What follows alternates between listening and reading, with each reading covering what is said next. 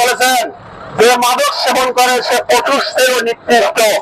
মাদক সেবনকারী একজন পশুর চেয়েও খারাপ হিসাবে চিহ্নিত করা হচ্ছে।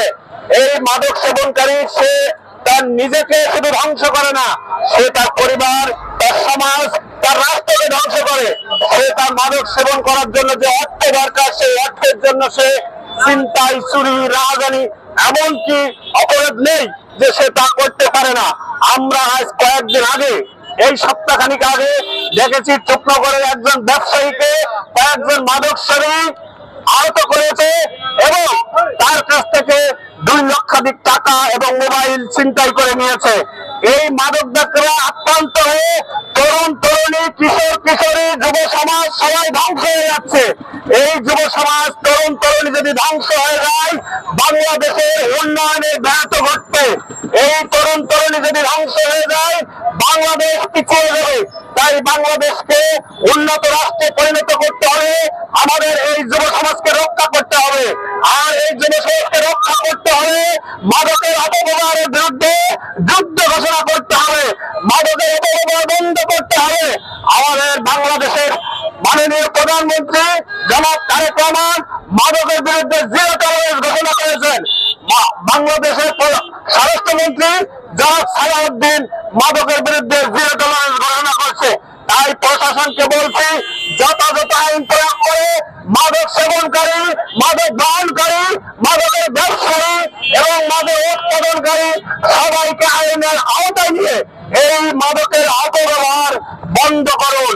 মাদকের অপব্যবহার যদি আমরা এই মুহূর্তে বন্ধ না করতে পারি, আপনার পরিবার, আমার পরিবার এইভাবে দেখতে দেখতে গোটা সমাজ ধ্বংসের দ্বার প্রান্তে চলে যাবে। আর মাদক সেবনকারীর দ্বারা এমন কোন অপরাধ নাই যে সংগঠিত হতে পারে না। এই মাদক সেবনকারী, তার পিতামাতা, তার আত্মীয়স্বজন, তার পরিবার, প্রতিবেশী সবাইকে ভুলে যে সে তার মাদকের অর্থ যোগান দেওয়ার জন্য চেষ্টা করে। সে মাদকের অর্থ যোগান দেওয়ার জন্য শুধু চেষ্টা নয়, এমন কোন খারাপ কাজ নাই সে করতে পারে না। তাই আমি এই চুকনগরবাসীকে আহ্বান করছি, আশেপাশে যদি কেউ মাদকের ব্যবসা করে, আপনারা প্রশাসনকে অবহিত করবেন। প্রশাসন যদি ব্যবস্থা না নেয়, আপনারা আমাদের এমপি আছেন আলী আসগর নবী সাহেব, তার দ্বারস্থ হবেন। আশা করি আপনাদেরকে সে সহযোগিতা করবে ইনশাল্লাহ। আপনাদেরকে আরো বলে যাই, আশেপাশে কোন মাদক সেবনকারী, কোন মাদক ব্যবসায়ী যদি আপনাদেরকে হুমকি দেয়, আপনারা প্রশাসনকে অবহিত করবেন। প্রশাসন যদি যথাযথ ব্যবস্থা গ্রহণ না করে, আমাদের মাননীয় এমপি আছেন, জনগণের এমপি আছেন, আলী আসগর নবীর সাথে কাছে বলবেন। আলী আসগর নবীকে বললে ইনশাল্লাহ ব্যবস্থা হয়ে যাবে। আপনারা এই মাদককে না বলুন, এই মাদকের অপব্যবহারকে যত দ্রুত সম্ভব বন্ধ করুন।